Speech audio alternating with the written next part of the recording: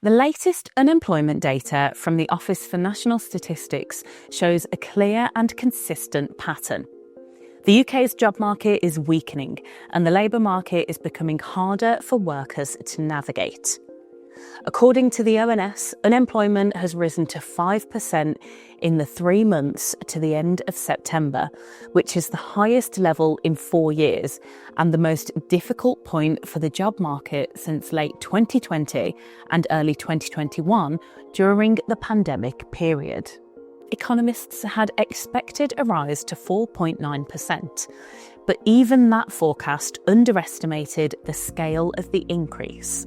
In real numbers, about 1.8 million people were unemployed when the data was collected. This marks a significant shift in the UK's economic climate, revealing not only that more people are out of work, but also that the pace of deterioration is faster than experts predicted. The ONS noted that unemployment is rising at the same time that job vacancies are falling, and businesses are showing increasing signs of caution. While the unemployment figure is bad news for the government, it has fueled speculation of an interest rate cut when the Bank of England's Monetary Policy Committee meets on the 18th of December. Danny Hewson, head of financial analysis at AJ Bell, said expectation of a decrease had risen sharply. But until we see all the Chancellor's workings in black and white, no one is taking anything for granted. Unemployment in the coming years, according to the UK's central bank, is expected to stay close to 5%. Liz McEwen, director of the economic statistics for the ONS, said, "Taken together, these figures point to a weakening labour market. Meanwhile, the unemployment rate is up in the last quarter to a post-pandemic high. The number of job vacancies, however, remains broadly unchanged. Taking out the skewed levels seen during COVID-19 years, Tuesday's unemployment rate was the highest seen since August 2016.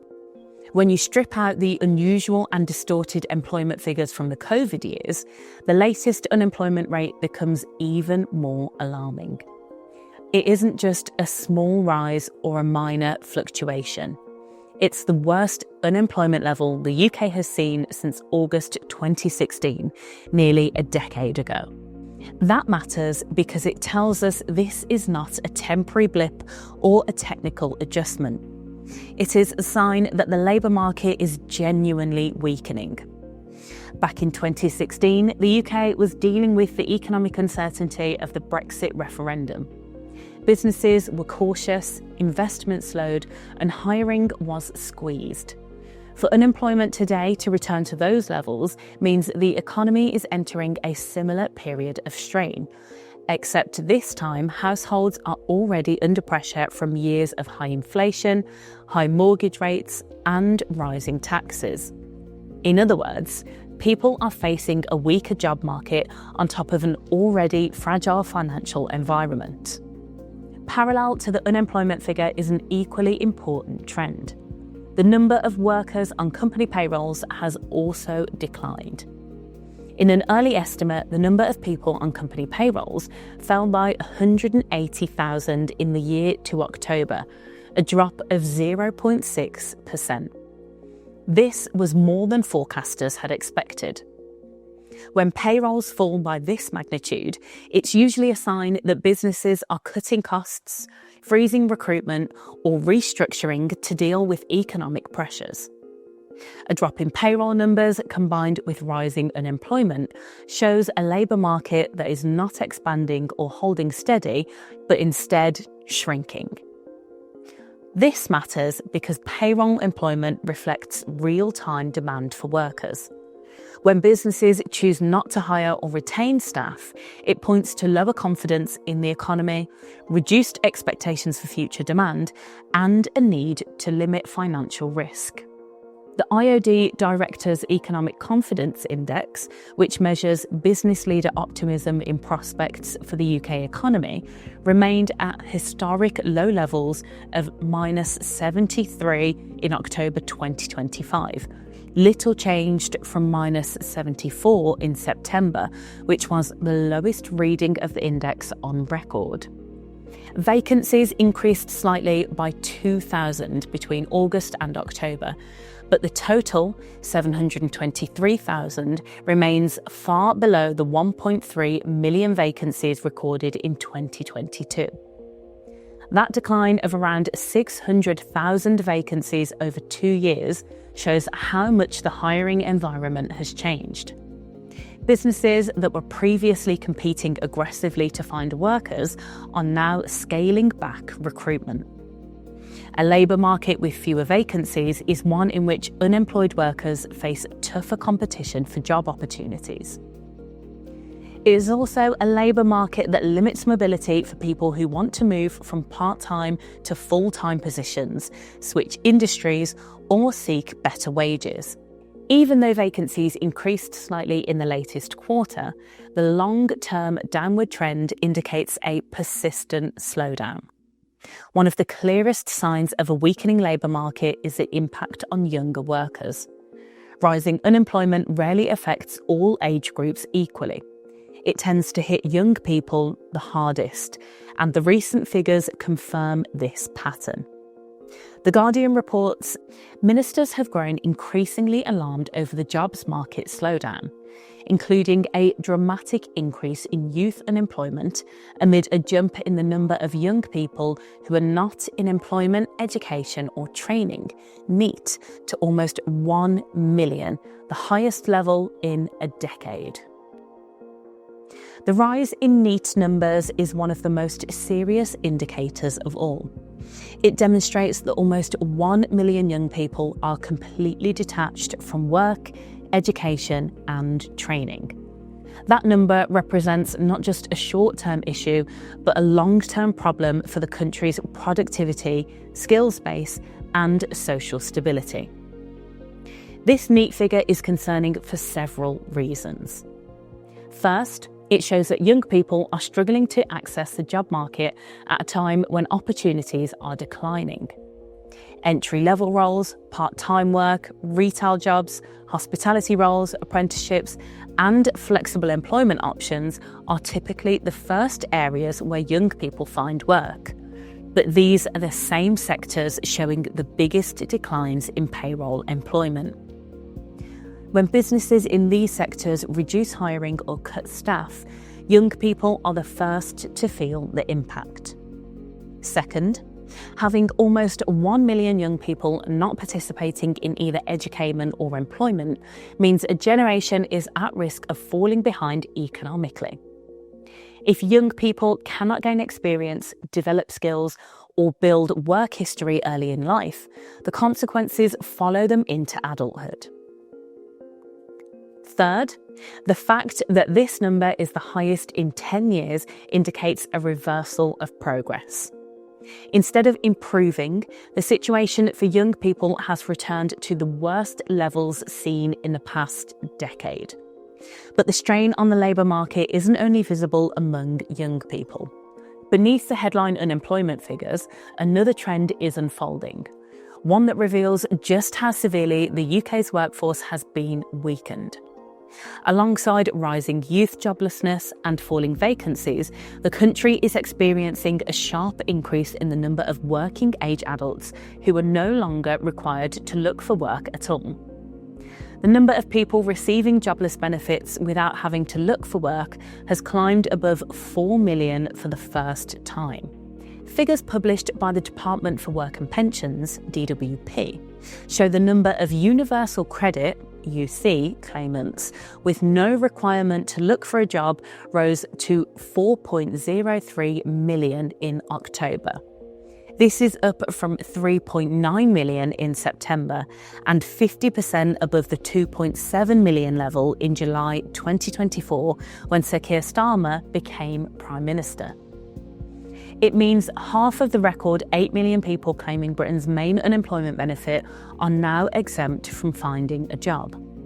The sectors most affected by declining payroll numbers help explain the pressure on young workers.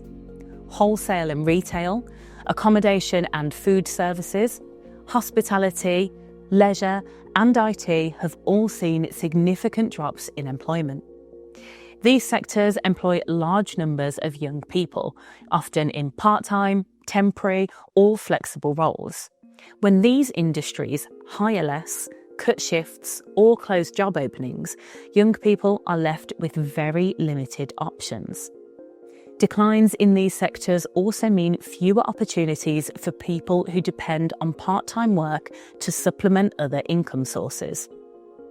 These industries form a major part of the UK's everyday economy. So when they weaken, the effects ripple across households, consumer spending, and communities. Another important factor is the fall in average weekly earnings growth. Slower pay increases combined with rising unemployment can create an environment where households have less disposable income and greater financial insecurity. When households reduce spending due to economic uncertainty, businesses experience lower demand for goods and services, which leads to more cuts in hiring and employment. This type of cycle is typical in a weakening labour market. The drop in payroll employment by 180,000 over a 12-month period shows that many workers have either lost jobs or are not being replaced when they leave existing roles. Businesses are proceeding cautiously, and the labour market is tightening in ways that disadvantage job seekers. Unemployment benefits data further reinforces these trends. Nearly 1.7 million people were claiming unemployment-related benefits according to the most recent estimates. While this is only slightly lower than last year, the overall figure remains high, reflecting continued financial strain on households. The fact that benefit claims did not significantly fall during a period when unemployment had not yet reached its peak demonstrates that a base level of economic pressure has been present for some time. A stable or rising number of benefit claimants often signals ongoing hardship and limited improvement in job opportunities. The broader picture created by these statistics is one of a labour market that is under substantial stress. Rising unemployment, falling payroll employment, declining vacancies, slower wage growth, increased youth unemployment, and a NEET crisis are all signs of a labour market that is struggling. None of these indicators point to stability or recovery. Instead, they show a system that is losing momentum and becoming increasingly difficult for workers, especially young workers, to enter or progress in. It's also clear that the labour market is becoming more competitive in a negative way. When unemployment rises at the same time that job vacancies fall, job seekers face tougher competition for fewer opportunities. This makes it harder for people who have been made redundant to re-enter employment quickly. It also makes it harder for people who are unhappy in their current job or who want to move to a better role. Reduced job mobility weakens wage growth and increases the likelihood of long-term unemployment for those who struggle to find work. Overall, the 5% unemployment rate is more than just a number. It represents a shift in the economic climate. It shows that people are finding it harder to secure stable work, that businesses are lower in confidence, and that the labour market is becoming tighter. The additional fact that almost 1 million young people are now NEET highlights a deeper problem that will not be fixed simply by short-term improvements in economic indicators. A generation facing barriers to employment today becomes a generation facing reduced earnings, limited stability, and lower lifetime economic outcomes tomorrow. Despite the clear signs of strain, the story of the UK labour market is not fixed in place. Economic cycles turn, confidence can rebuild, and job creation can recover when conditions stabilise. The data shows real challenges: rising unemployment, fewer vacancies, and growing pressure on young people. But it also shows where action is needed most. With focused policies on skills, business investment, and support for those locked out of work, the UK can begin to reverse these trends. The situation is serious, but it is not helpless. A healthier, more resilient labour market is still possible if decisive steps are taken now.